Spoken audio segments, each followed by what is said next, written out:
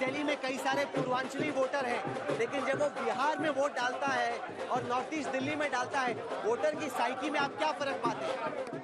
देखिए, साइकी का तो मुझे नहीं पता, लेकिन मैं इश्यूज के बारे में आपको बता सकता हूँ। खास करके उत्तर पूर्वी दिल्ली के लोगों की जो समस्याएं हैं, वहाँ पर प्रमुखता से जो है लोगों के बीच में ट्रैफिक जाम की समस्या है, लॉ एंड ऑर्डर का इश्यू है, जल भराव की समस्या है।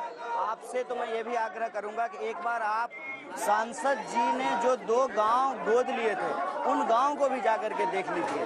तो बिहार में भी महंगाई इशू है, बेरोजगारी इशू है, और यहाँ पर भी ये इश्यूज हैं। साइकी का मुझे नहीं पता, लेकिन इश्यूज जो है मुझे लगता है कि कमोबेश जो है एक जैसे हैं। हर जगह लोग विकास चाहते हैं, रोजगार चाहते हैं। पर जो इश्यूज की आप बात कर रहे हैं वो तो ज्यादा म्यूनिसिपल कॉर्पोरेशन ऑफ दिल्ली के इश्यूज है ना।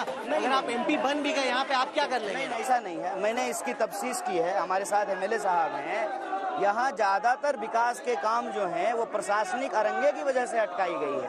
तो आम आदमी पार्टी बोलेगी कि लेफ्टिनेंट गवर्नर उनकी सुन नहीं रहा है, इसलिए ये फंसा हुआ है। मैं बोल रहा हूँ कि अगर आप सांसद भी बन गए तो आप क्या कर पाएंगे? भाई, सांसद तो उस इशू को पार्लियामेंट में उठाए ना, सवाल पूछे ना, उनकी तो सरकार भी है। नहीं, पर विपक्ष तो पार्लियामेंट को चलने ही नहीं देता है। वो तो कल मैं पीएम से मिला, वो बोल रहे थे भाई हम तो चाहते हैं बहस हो, हर रोज वो डिस्टर्बेंस का कोई मुद्दा लेके आ जाते हैं। पीएम खुद कितनी बार पार्लियामेंट आते हैं, कैसी बात करते हैं? पीएम 10 साल में कितना बार जो है प्रेस कॉन्फ्रेंस किया है, कैसी बात कर रहे हैं? वो तो खुद ही नहीं जो है लोगों के सवालों का जवाब नहीं, मैं समझने की कोशिश कर रहा हूँ कि आपको एमपी बनाना, यहाँ के लोगों की प्रॉब्लम्स का सोल्यूशन कैसे है, आप कैसे लोग एमपी बनाने का मतलब क्या होता है? एमपी तक का काम तो यही है ना कि अपने क्षेत्र के लोगों की समस्याओं को उठाए और जो है उसको एक आवाज दे संसद में।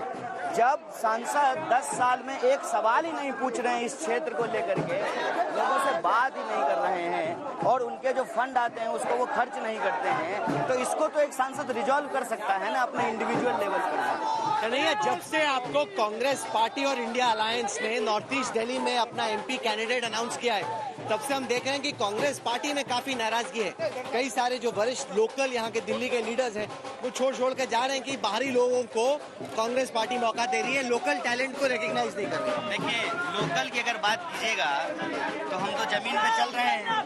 पार्टी की जमीन होती है जमीनी कार्यकर्ताओं से। कार्यकर्ता तो हमारे साथ हैं और अच्छी खासी संख्या में हैं, जोश में हैं, उनको उम्मीद है कि वो जीतेंगे। नेताओं की अपनी कई सारी मजबूरियां होती हैं, उसके आधार। क्या मजबूरियां होती है? अरविंद लवली क्यों छोड़ गए? वो तो बोल रहे बाहरियों को बनाए इसलिए छोड़े। नहीं, ये सब लोग तो यहीं के लोग हैं ना। हाँ। सब तो यहीं के। चौधरी साहब आप कहाँ से हैं? मैं यहीं का हूँ, सीमापुर। आप क्या थे? मैं पार्षद रहा हूँ। आप? मैं विधायक हूँ, यहाँ से पूर्व विधायक। और ये कौन है? वर्तमान विधायक, ये मौजूदा विधायक मंत्री अब रहेंगे। अब क्या कौन सी मैं बात 3 बार पार्षद रहा हूँ। नहीं, मैं कह रहा था कि बाहरी को दे दी टिकट तो लोकल जो लीडर्स है वो कोई बाहरी नहीं है। मनोज कोई तिवारी नहीं। भारी है, मनोज तिवारी भारी है।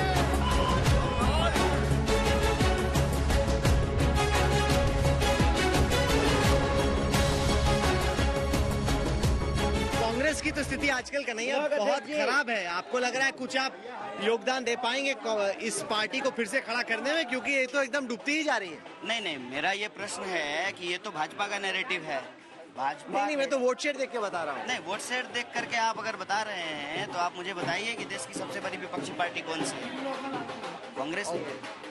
तो ये नैरेटिव बीजेपी एक्चुअली चला रही है। नहीं, पर किस तरह का विपक्ष? मजबूत विपक्ष है, बहुत कमजोर विपक्ष? जितनी उनकी स्थिति है वोट शेयर में, तो बहुत ही कमजोर विपक्ष है, ऑलमोस्ट आधी है बीजेपी के। विपक्ष का काम है विकल्प देना, विकल्प चुनना जनता का काम है। हम विकल्प के तौर पे खड़े हैं, चुनने का काम जनता का है, ठीक है? और ये बात मेरा इस पर सिंपल ये है कि अगर कांग्रेस इतनी कमजोर है तो प्रधानमंत्री को क्या जरूरत पड़ी है कांग्रेस के घोषणा पत्र के बारे में बात करने की? क्योंकि विपक्षी पार्टी तो वही है, तो कांग्रेस की शक्ल दिखाओ, अपने लिए वोट मांगो। फिर अपना घोषणा पत्र क्यों नहीं बताते हैं? इस बार आया भी है कि नहीं? आया तो है संकल्प पत्र। क्या है उसका मुख्य बात?